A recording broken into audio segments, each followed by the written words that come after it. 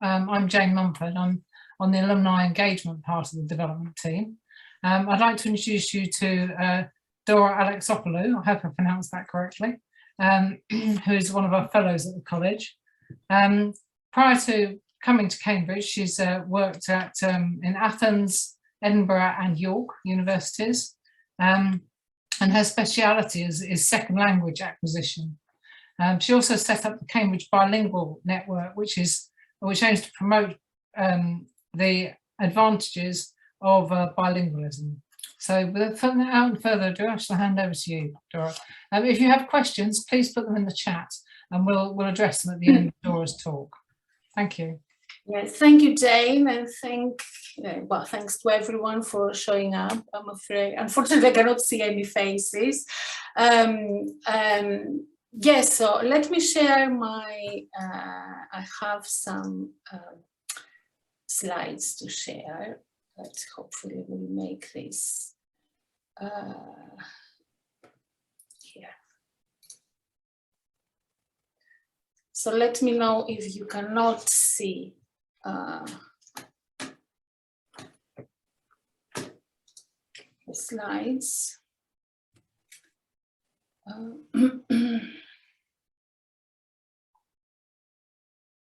Should be full screen mode.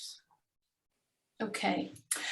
So yeah, as Jane said, I'm a fellow in linguistics, and my own research is mainly on typology, linguistic typology, how languages differ with each other, and then second language learning, how this might shape learning. So my current focus is on the acquisition of English as a second or additional language, and the impact of the mother tongue, how typologically different the mother tongue is from English, and the impact of that on second language learning. But today my talk is more with my hat of one of the co-founders of the Cambridge Bilingualism Network that Jane mentioned, which is an initiative, a public engagement initiative we set up in 2010 to promote understanding of bilingualism and multilingualism, certainly promote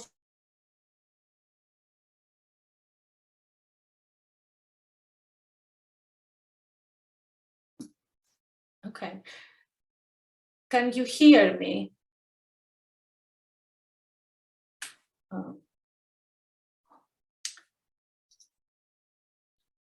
Yes, okay. I see a lot of yeses. Okay, I'll keep on. Right.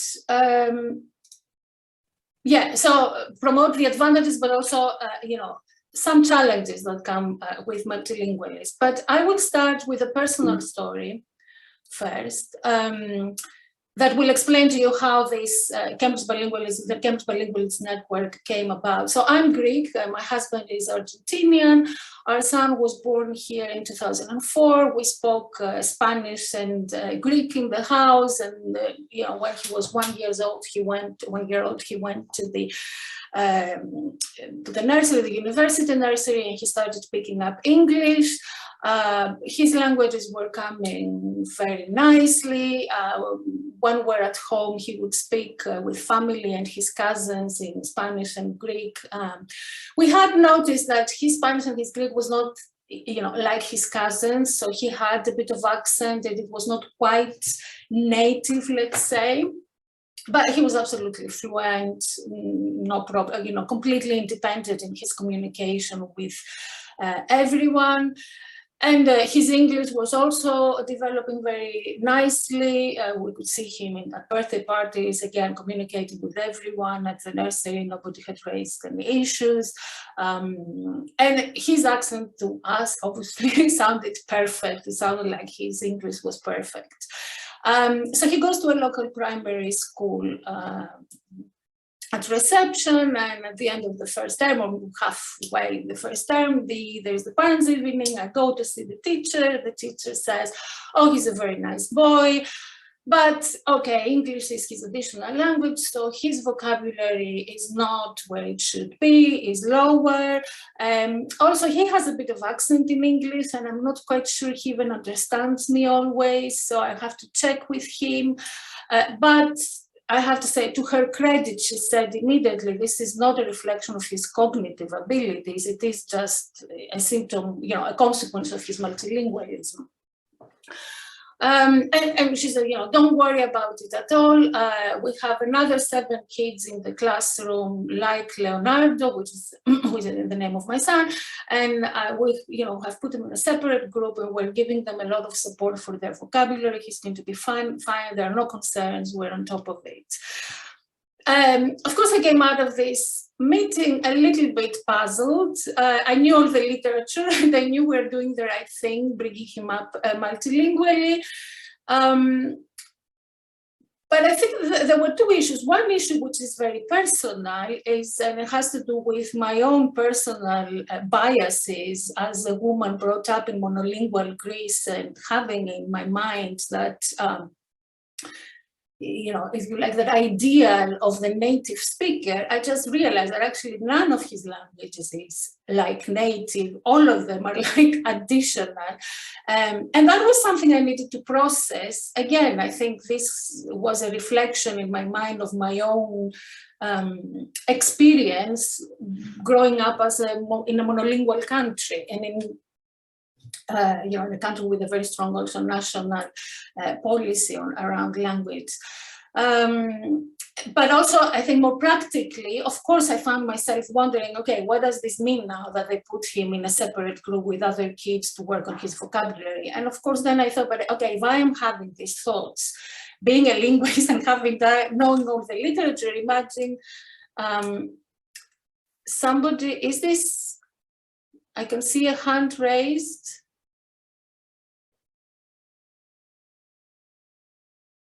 Okay, sorry. Okay, you can still hear me? Yes, I hope it's a yes. Okay. Yeah, sorry about this. Yeah, so then I thought, okay, imagine the other people, the other parents who maybe don't have access to so much information, and that's then I spoke to my colleagues, and we set up the Cambridge Bilingualist Network, and basically, initially, what we did, we worked with the local authorities, and we started visiting schools, a lot of mainly schools in Cambridgeshire, talking to parents and teachers and trying to share information we had about what it means to be multilingual. And more recently, we have expanded a number of initiatives working with, we have some interventions on antenatal care, and other interventions with, multilingual children that have autism, and a number of activities you can find on our website. So, okay, why is this not, okay, yes, sorry. So what I'm going to now try to do in the next 20 minutes or so is focus on this. Yeah, I will try to explain some basics about language acquisition, at least the way we approach language acquisition as linguists, and multilingual language acquisition, but focusing much more on the this demographic in UK of children with English as an additional language, and at the end you can ask me about language acquisition outside this demographic more generally in UK and in the rest of the world, and then try to do my best to answer. So who is multilingual? Of course, again, in Western Europe and the States, we generally think of multilingualism as some exceptional situation, and monolingualism is our norm. But in fact, if you look around the world, 2/3 of children are actually brought up multilingually. So in Africa and many parts of Asia, it's very common that children might have 1 or 2 home languages, and then they're going to be exposed very quickly to 1 or 2 regional languages. And then in India or many parts of Africa, they go to school and all of a sudden they have to do school in English. So it's very, very common around the world for people to speak 3, 4, 5 languages, unlike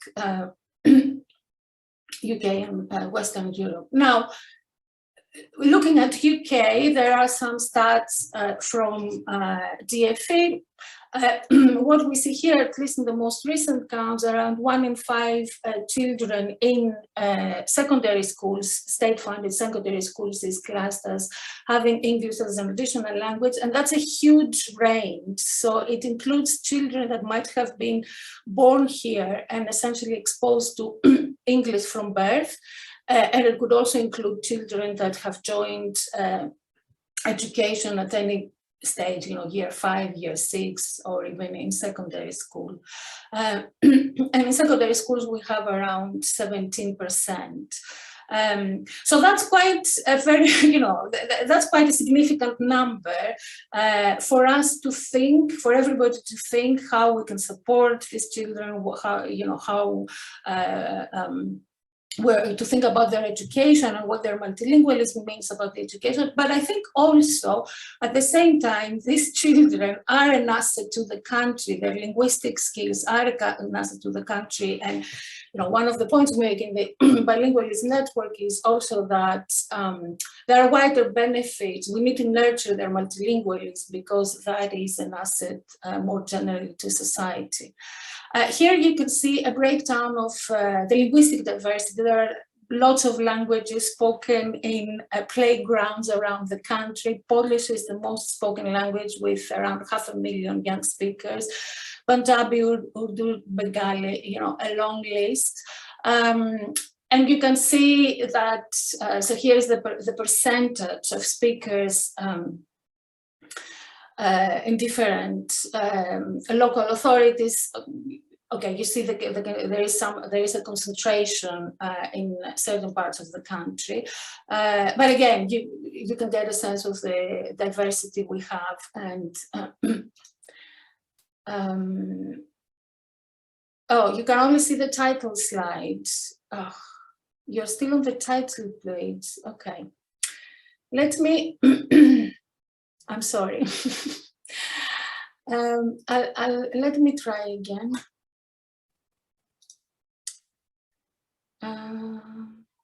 Okay, share screen.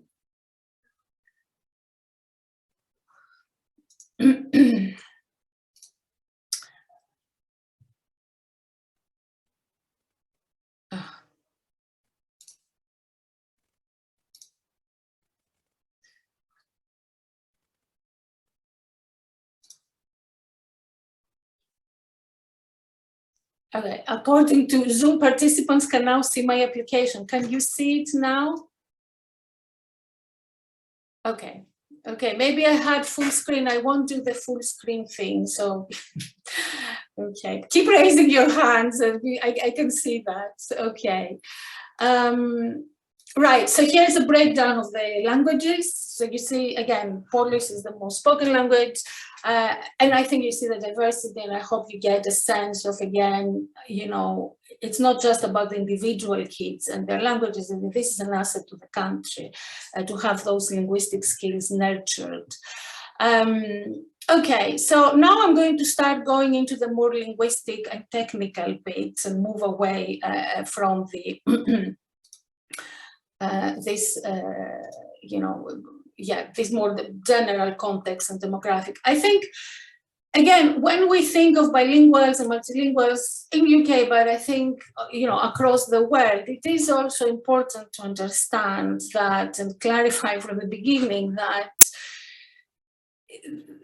in the same way that the native speaker is an idealization, the idea also of the balanced bilingual or the bilingual or multilingual person that is going to speak all the languages exactly to the same rate and to the same level doesn't exist. In fact, the majority of bilinguals and multilingual people do not have equal fluency in their languages. Many have an accent in at least one of their languages, and many acquire their languages either as adolescents or adults.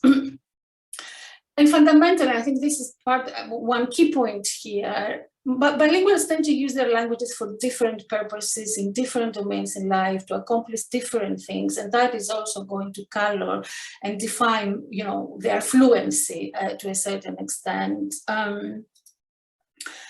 Right, okay, going more into the linguistic bit, of course, teachers and parents and policymakers a lot of the times are concerned about multilingualism for a number of reasons. They are thinking, okay, what is the, they're thinking of the impact multilingualism might have in the education of children, how it might affect their achievement. When kids arrive in school with no English in, say, year 6 or year 7 or year 8, the schools really need to think about how they're going to integrate these kids, how they're going to support them. So there are a number of, there is a huge range of issues to be thought about. But a very common worry that parents in particular have, parents of very young multilingual children that are exposed more than one language from birth, is that they think the kids might be confused, that actually it's going to be much simpler and easier for the child if they're exposed to one language and we keep it simple and straight, they learn that language perfectly and then they move on to the next one. And a lot of the times this comes from the fact that children might use some of these phrases where they seem to be mixing bits of languages in ways that look like more like a word salad to adults. So let's get a kind of relatively easy, simple example here. You can have a child that is Spanish-English bilingual, say frogito instead of froggy. So, you have the word from English, frog, but then you have the bit showing that it's a small one from Spanish. So this is something that gets people, parents worried, and they think, okay, the child is confused. So I'll try to explain why this particular set of phrases is not only a sign of confusion, but on the contrary, is a sign of mastery of the two systems the kids are exposed to. And to do that, though, I will start with the monolingual acquisition of children, get through some basics of that, and then get to the, come back to these examples. So there is a big question here, what is the language, which I'm not going to answer because it's a very big one, but we need to think, okay, what is it that the kids need to learn when they learn a language? And at least for now, for this talk, we can think of language as a system we have to communicate our thoughts, wishes, beliefs, what happened to us, our emotions. And I'm going to focus here, if you like, on the code that we often think of or refer to as grammar. So I'm going to focus here on the linguistic code, the bits that we need to learn in order to produce meaning, and I will abstract away from the culture, even though, of course, it's not easy, or actually it's not even possible to, I think, to separate language from culture. But it is, I think, possible to speak about the code on its own. Now, when we study young kids, one of the things that we linguists tend to pay attention to or look at is examples that I call here examples of linguistic creativity. So examples in their language that the children could not have heard any adult use. So they have made up by themselves, and examples that also don't sound quite right in some ways, because these examples are actually a window for us to understand, a way for us to understand the process of acquisition. What is it that the children are grappling with, are trying to figure out, but also the kind of abstractions they make and the kind of representations they make in their head, in their minds while they do that. So here we have some tragedies, your hair asleep. Why don't you get some expensive money? Very cute examples, but I think, what these examples tell us is the first thing that is that while they're figuring out the language, at the same time, the very young kids are also figuring out the words. So understanding what the word expensive really means, and what money is, you really need to understand what money is what price is, what is an expensive thing and what is not an expensive. So even though, they have got that expensive money, there is a relationship between them, they haven't got it right. And yes, of course, they have to learn more general things about the word, like how older men get bald.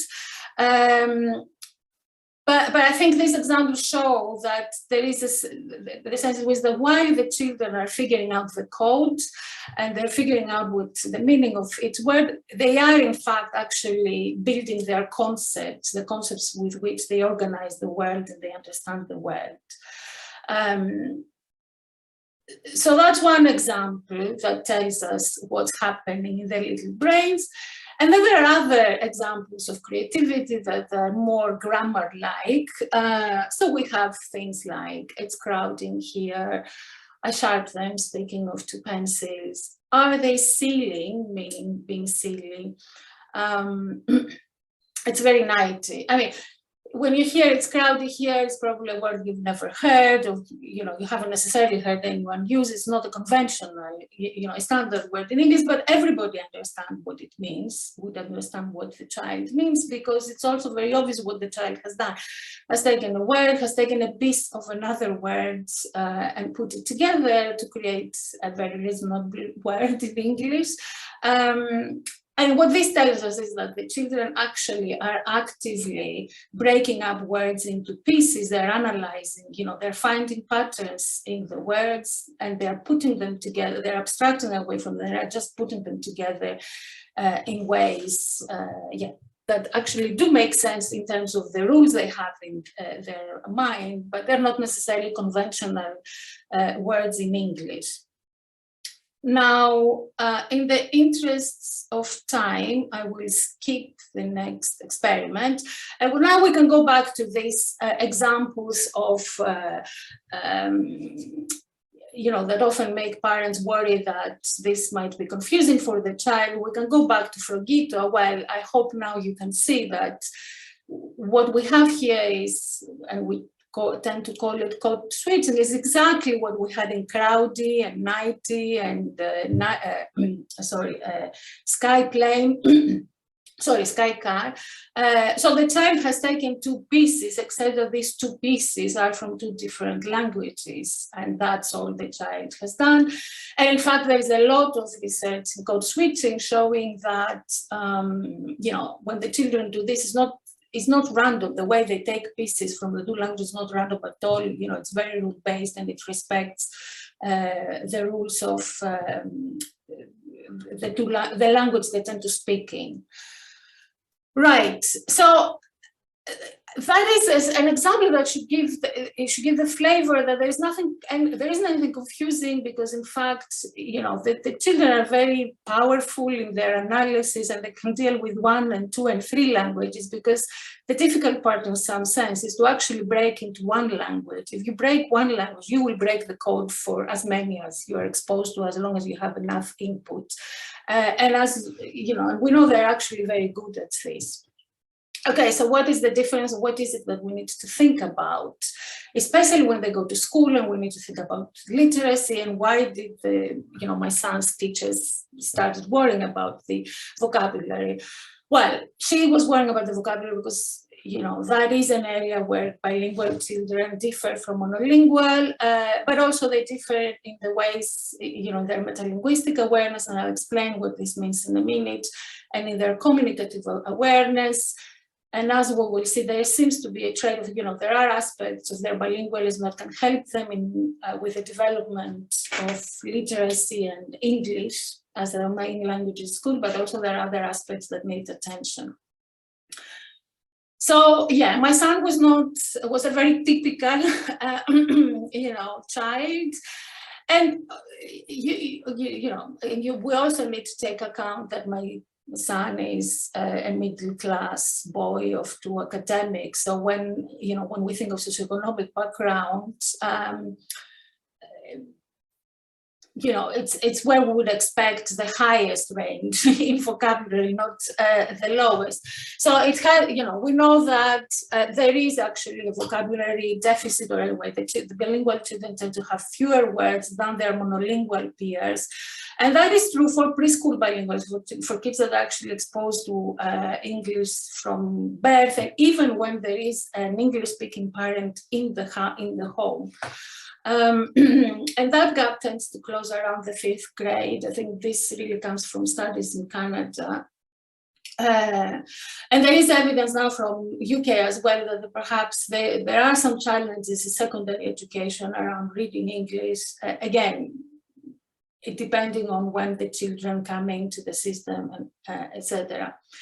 Now, the vocabulary deficit or low vocabulary is a red flag for educators, because there is a very strong correlation with socioeconomic background in UK schools, unfortunately, and also, but basically the lower vocabulary for monolingual kids reflects a smaller conceptual inventory, a smaller, you know, fewer concepts. And that is something that schools and teachers always pay attention to, because fewer concepts means, you know, not as rich, you know, the cognitive development is not as they would expect for that age. And there are a lot of studies that find that this is actually a predictor of later attainment in school. So that is why the teachers are very, very paying a lot of attention to this metric. But in the case of bilingual children, it's not typically, in most cases, it's not a reflection of a smaller conceptual inventory. In fact, a lot of studies show that bilingual children tend to have not the same, and sometimes more concepts, a wider conceptual inventory than monolingual children, but they may not have the word. So, you know, they might know the word flexible, they might have the concept for flexible in their home language, but they just don't know the word in English. They don't have the English word. So that's quite different, and it is a very important distinction to bear in mind. But of course, it's still the case that we need to pay attention to the words and the vocabulary, because if the kids don't know words, they cannot, you know, they don't understand what's happening in the classroom. It is very, very important, and I'm running out of time. Right, okay, so, but on the other hand, let's say to compensate for the lower vocabulary, again, bilingual kids have a stronger metalinguistic abilities. So here's an experiment done in preschool children. You show these pictures and you ask, which is the longest word, the caterpillar or train? And of course, kids tend to say train because they really don't think of the word, they think of the concept. But again, the bilingual children tend to answer caterpillar and not train at an earlier stage than monolingual kids. You know, everybody gets there, but bilingual kids, because they tend to say have apple as a concept and 2 or 3 words in their 2 or 3 languages, they have that distinction clearer. And why is this important? Because we know that this metalinguistic awareness can support reading and literacy. Okay, James, do I have 2 minutes? Yes, absolutely. Okay, can I take a few more? yeah, have you? That's okay, fine. Okay, because okay. Now, the next bit is also bilingual kids have better inferencing skills. So again, this is an experiment a colleague of mine here has done with some of his PhDs. So you show, again, typically preschool children this picture, and they say, George and his mother were in the living room. George asked his mother, "Mom, can I buy an ice cream?" And his mother replied, "There is money in the wallet." In one case, and the other case, mom replied, "You are ill." Okay, and basically, you ask the child, "Can George buy? Is he going to have an ice cream?" Okay, I hope you have understood what's happening here. the child has to infer there's money in the wallet means yes, and you're ill means no. And again, we find that bilingual kids are getting these inferences a little bit faster, so they're better than their monolingual peers in this kind of test. It's unclear exactly why, what is the reason for this advantage, whether it's linguistic and cultural, because they are also thinking about the culture, but they have the stronger inferencing skills. And then again, this is important because this also supports reading and literacy and education. So these are skills that are important. So, you know, as a short summary, metalinguistic awareness and inferences support literacy and language development in English. So therefore, there is no, you know, it is something that teachers and parents and everyone can work with, but at the same time, we need to pay attention to vocabulary. So I have now a couple of quick slides about what happens with kids or generally more older learners. So kids, you know, say later at the end of primary or even, you know, in secondary school or even adult learners. So the key element here is the age of when they start learning the language. And that age comes again with advantages and disadvantages. On one hand, the older kids are cognitively much more mature, you know, in terms of memory, in terms of a number of measures. They're, you know, they're really stronger. They can process a lot. They can learn faster. Actually, they do learn faster some things. They have education, so they can really work in the school much better. But at the same time, they have a much more entrenched L1, first language, mother tongue, and that is going to impact how they approach things. But perhaps most importantly, they have, you know, they have understood the words. They have a full conceptual inventory. They know, you know, what is expensive, what is money. They do have concepts for those things. And what this then means is that unlike the very young children, which tend to pay attention to everything because everything is the same for them, they really pay a lot. They don't pay attention to the grammar bits, and they pay attention to the conceptual meaning of words. So to give you an example, if we have this, you know, we have these words here, I love it, I'm loving it, I used to love it, but not anymore, I'm leaving tomorrow. The older learners, okay, they see love, they see live, that is, like, you know, it's the lexical content, the conceptual content of the words. They prioritize that because love is universal, you know, they do have that concept in their in their language. They can understand. It's very formative for them. And at the same time, the bits in red, they're not easy to hear, and it's not even easy to know what they mean. I mean, what is the difference between I love it and I'm loving it? How would you, so that there is some grammatical meaning here. It's not easy for a second language learner to figure out. And then, you know, you have loving and I'm leaving tomorrow. This ing there is doing something very different in these two words. So these are difficult and opaque and not transparent. A lot of these learners won't have something similar in their L1, or if they have something similar, it's going to manifest in different ways. So the upshot here is they are not really paying attention to this. They prioritize they really prioritize the conceptual meaning. And that means that their grammar, there are parts of their grammar that actually is not developing as it should. And they do, you know, that may have consequences for their writing, for their academic language, and other aspects of their development. So with those points in place, what are the conclusions? You know, what can we say about nurturing multilingualism? And what I mean here by nurturing multilingualism is supporting the home language of the children, so that, you know, we don't let English and the school language take over completely, and these kids lose that fantastic asset they have, but at the same time making sure that their English is supported, their education is supported. So I think for both languages, we know from the research that sustained and frequent high quality input in both languages is key, and high quality storytelling and reading is key here. There are a lot of studies showing that the vocabulary found in just children's books is much richer than the average vocabulary you hear on TV, on everyday TV, including children's or educational programs. I think we do need to acknowledge, and I don't think this is happening at the moment, or it's not happening where that all the children's English needs to be targeted, especially the ones that arrive in the country, later, and they're not here from birth, they're not exposed to English from birth, and their grammar needs to be supported. And you can ask me about this.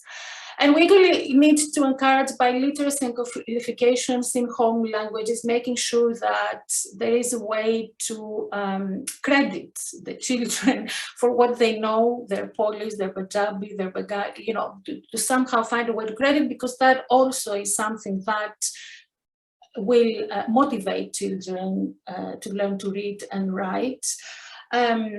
And of course, promote more generally the very social and economic benefits of language, which I'm not going to do now. Now, I would like to take 1 minute, though, to show you a little video, 1 minute of, we did in the bilingualism, with the bilingualists that we ran a video, we had a campaign to promote qualifications, GCSEs in home languages.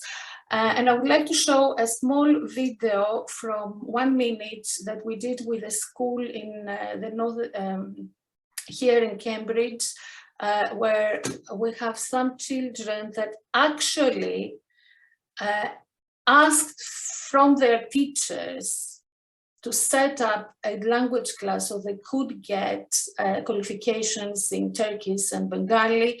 And so we did a little film with them to promote this, and I would like to close with that so that you hear them, and I think you get a sense of their enthusiasm and how important that is to them. Okay, I guess you see here, you see me for the moment, but hopefully tell me if you... Languages obviously inspired me to do more languages, and it's to take different languages makes you more of an interesting person as well. Taking Bengali is a good thing because my family, my parents both speak Bengali, so it's carrying on the family tradition. It's good to speak the language that my parents speak, and I won't forget it. At time I'm helping my mum learning English and write and read, so she gets better. Okay. I think this is in from me. I will just share. So we have a website with a lot of resources if you're interested, and more information on a number of our projects, but also information about bilingual kids. And there is also, for those of you that are perhaps more interested in policy aspects, a journal that again has open access papers that consider aspects of policy and multilingualism, and they are written in a way accessible to a wider audience. Thank you very much. Thank you, Dora. That was really, really interesting. I'd like people to submit any questions that they have in the chat so we can answer them. But one question I've got for you is, do you find there's differences in how bilingual children grow up when it's a very different language in terms of the sound, like the tonal sound of Chinese versus the not tonal, or whatever the appropriate term is, of a European language? Well, So I think the very young children, as I said, tend to figure out things quickly, and they're very good at that. But there is certainly evidence that for older learners, that shows that the more different your mother tongue is from the linguistic, so there are ways to measure the linguistic distance, say, between Dutch and Chinese, and Dutch and German, and Dutch and French. So the more typologically different, so the larger this distance, the lower the attainment. So there are studies that show that the distance between the mother tongue and the language you learn can impact on proficiency scores in tests. Now, if you go specific, but a lot of this is not specifically the tone, so specific or a specific feature. It's the general typological makeup of the language. I don't know specifically about.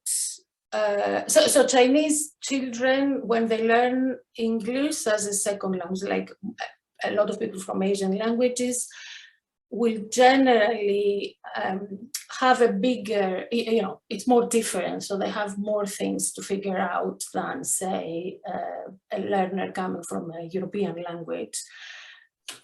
But I don't know that the tone is the only or the main issue there. I think it's difficult, certainly it's much more difficult the other way around, going from a non-tone language to Chinese or to one of these languages. Okay, thank you. We've got a couple of questions in the chat. Would you like to address those?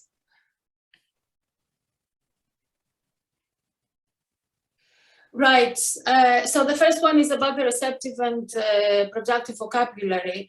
I mean, there are many studies, and I think the teachers, when they measure them in schools, I think they use both receptive and productive.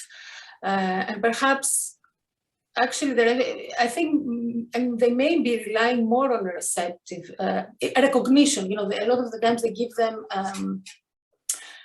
pictures and they have to recognize, they just have to say the word. But I think the key element for the bilingual children is to understand the conceptual inventory. And there are now tests that try to measure also vocabulary in the other languages and to basically make sure that, to understand whether it's, the difference we see in the vocabulary with the monolinguals is due to a smaller conceptual inventory, or it's just, they don't have the words.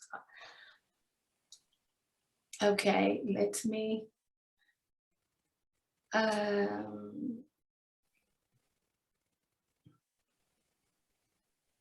Would you have, okay, shall I read them? So I'm now reading Susie's, I believe, which is about would you advise starting oral French lessons right away or waiting until he's a confident reader in English so I can teach him in a more structured way? Right. Any do's and don'ts for teaching in general? Right. Okay. So these are hot questions. We can. So the younger children, in fact, one of the PhD students from Mary Edwards did a study on the age of onset, exactly on these questions. When you start learning a language as a foreign language, let's say, what is the impact of starting, say, at 4 or at 7? I think the oral can start early. One difficulty with foreign language learning is that somehow the communicative, the children learn implicitly, and you need to really create a communicative context that does not really look like school, because they're too young to, it has to be informal and it has to be much more communicative, perhaps, than older children, because older children, the more they get into schooling, the better, the better they are. They have other ways of accessing knowledge. They can think much more metalinguistically about the language. And there are some young learners that can learn really well if you teach them grammar. So you know, there are different approaches. I don't think there are do's and don'ts. I think the main thing is to try to provide rich input, and especially for the younger ones, you need to motivate them, so they need to, it has to be fun.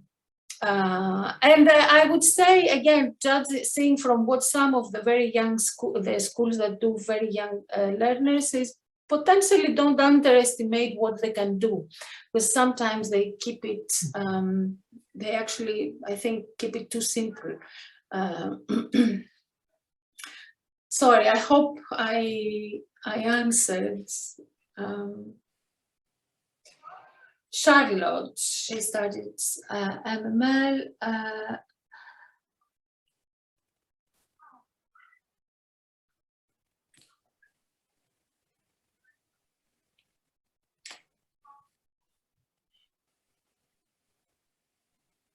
Okay, so the question is about which language to speak with your children. I think I would say the language that makes sense. And I think in some cases, if you read a story, it's going to, or if you tell a story, or it's going to be much more colorful. The intonation, everything is going to be much more colorful in the native language. So, you know, reading a story in your non-native language, it depends on your fluency, of course. You might actually not, you know, doing a disservice to your child. But there are going to be situations where perhaps other people are around, and you just need to teach your child that, well, in front of other people we are polite and we speak the majority language, let's say. So, you know, you cannot just, so you need to choose what makes sense. But I think we know from the literature that switching only to your second language is probably a mistake, because that language is going to be, the input in that language for the child is going to be not as rich, because second language learners are just not going to have all the, you know, the intonation, the melody, the vocabulary, the nuances perhaps that you might have in your native language. And so I think adopting a second language is a mistake, and then I think you need to try to be sensible and reasonable with the rest. But I don't think also having a very rigid rule, I'm only speaking Greek to my son, is realistic. And I think, at least for my personal, and I'm not speaking now as a linguist, I'm speaking as a mother, when they go to school and they start doing homework in English, or you're doing spellings in English with that, well, it doesn't make much sense to keep speaking Greek to your children. So that's, I think, I would say the general rule is try to keep input rich and sustained, and follow your instinct with regard to what you use in which situation. Are there any things that teachers and schools can do practically to support and foster both languages? So I think, yes, there are many things they can do. Certainly, some of the local schools we have worked with, they are inviting us, when the parents are in the reception, and I think that is, when they have kids in the reception, and sometimes, I've given talks with interpreters, because the mother is not necessarily speaking English. And I think a lot of the times these parents feel very, very nervous, especially if their English is not good enough. They feel very, very nervous about their child going to school and how they're going, how they can go to support it. And I think sharing information with parents about how to support their children, both for English and the home language, can be very helpful. I think what certainly secondary schools can do, though there is a big, of course, question of resources there, is to organize, like the school here that we did the film with, to organize after-school clubs that have as many of the home languages in the school context as possible and open them up to everyone. So that if you have a club in Bengali, okay, invite, or in Polish or in Russian, just open it up to everybody. Don't open it up just to the people who happen to have that heritage. Yeah, but there is a big issue of resources. But I think it is going to be good to break some of the terminological barriers between heritage, community, home languages, foreign languages. They're just all languages, and I think the kids, it would be nice to have them exposed to them. Sorry. JM, are bilingual grandchildren speak English with the parents, and English spoken at home?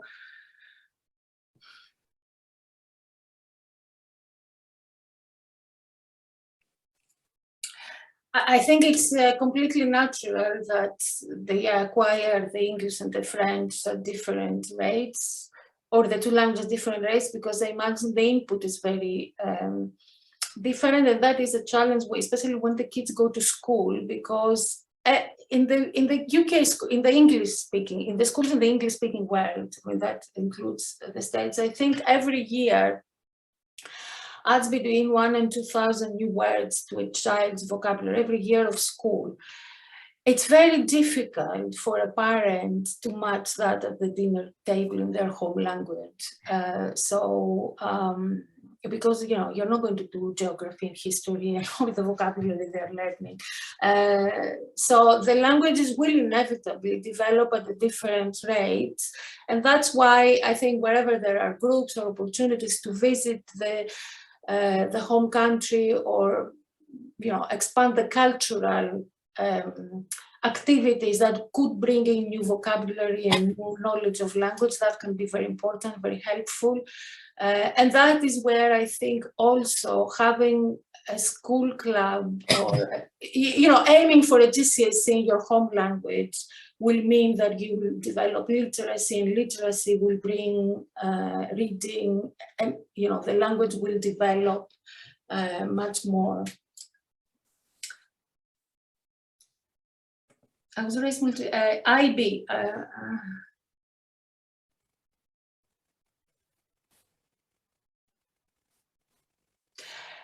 Well, thank you for your nice comments. Okay, it's not a question, I think.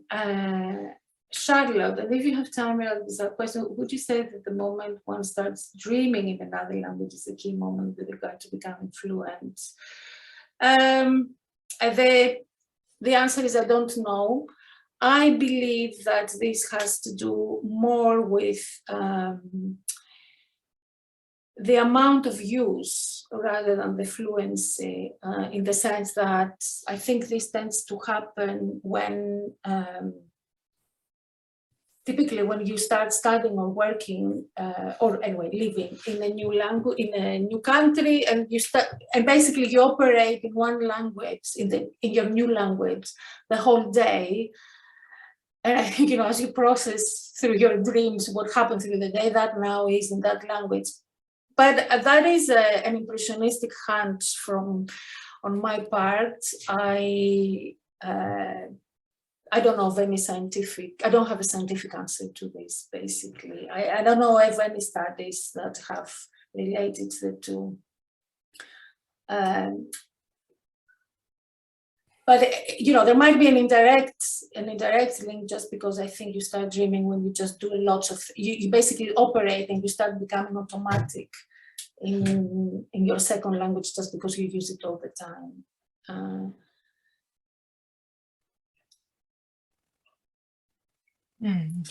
NG, Spanish, English.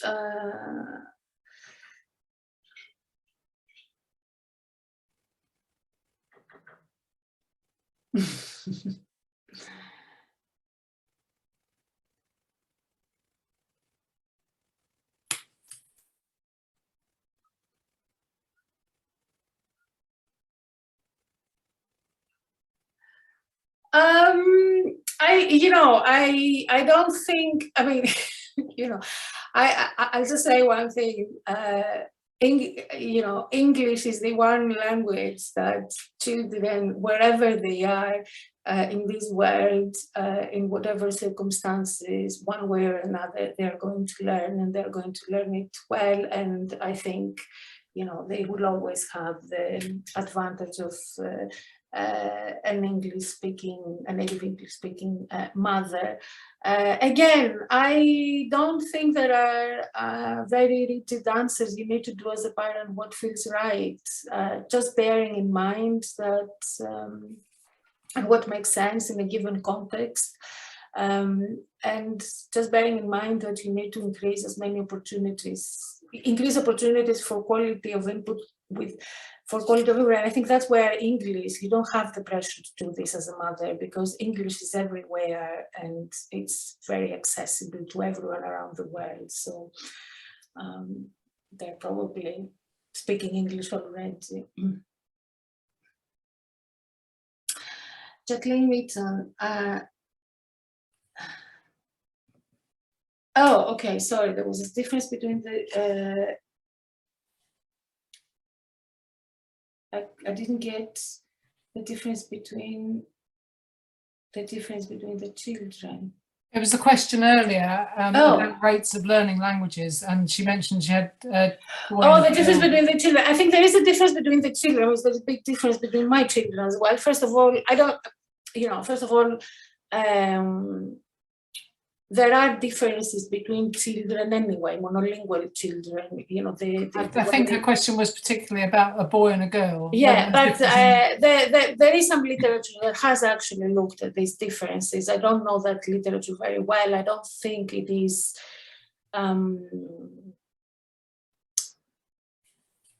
yeah,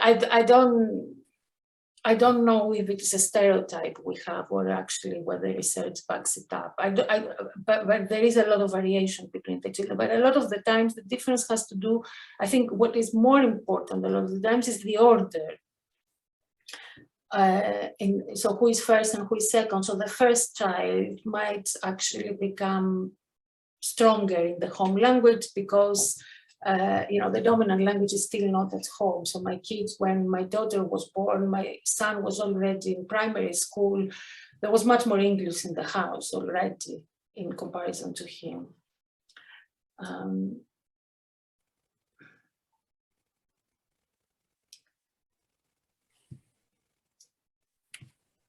Are there any places you would recommend looking to go for teachers?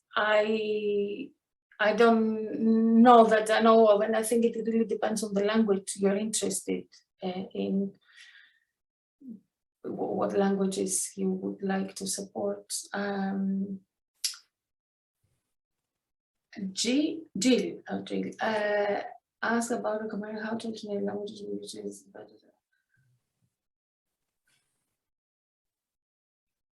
Yes.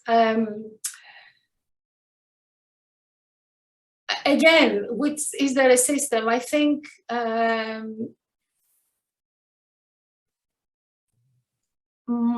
this really comes down to your parenting style and what works for you as a family. I don't think there is I can answer this in a scientific way.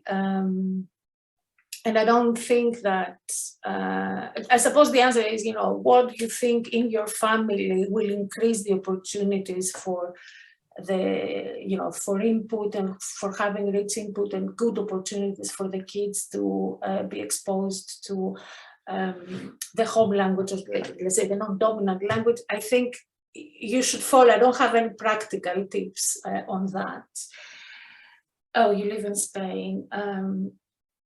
Yeah, I don't know much about Spain, but I would think, again, if what you would like to support, I mean, you do need to read stories in Spanish as well, but yeah, story reading or any opportunity you can think of in English. I imagine there must be also a lot of play group. You could find play groups and other opportunities for English. Susie, what is there in the world for native English speakers to learn in terms of how far they are from English?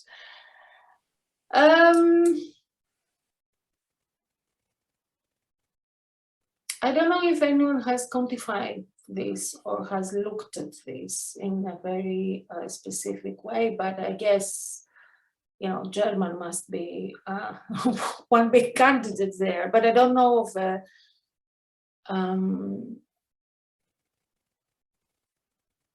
I don't, you know, because a lot of the studies are doing the reverse, looking at people learning English or learning Chinese, but I don't know of a study that has looked at what's like, what is the easiest language for English speakers, but yeah, I would guess that German, just because of the, it's another Germanic language and we have a lot of vocabulary, cognitive vocabulary shared. Okay, that's great. Thank you so much, Dora. Really, really interesting. Thank you to all the participants for coming. It's, you know, it's been a really, really informative talk, and I would like to say thank you, and I'm sure some other people will say thank you in the chat. Well, thank you very much for the invitation, and I hope one day we can do this in person or in some, yeah, in the college gardens or some, you know, some nice, well, outside Zoom. But anyway, it was still a pleasure, and thank you so much for all your questions and interest. And yeah, just send me if you have more questions. I will be very happy to answer outside this Zoom call. No, thank you, Dora. Well, I think we will carry on doing the talks this way, because we know we've got one person in Spain on the talk, and I know that there are people sort of much further away than Cambridge than would be able to come for a short session. No, absolutely, absolutely. I was just hoping that in addition to this, maybe, you know, there will be another opportunity, maybe not of a talk, but maybe an informal meeting, you know, just having tea. Yeah. Come to Alumni Weekend. Thank you, everybody. Thank you. Thank you very much. Thanks. Bye-bye.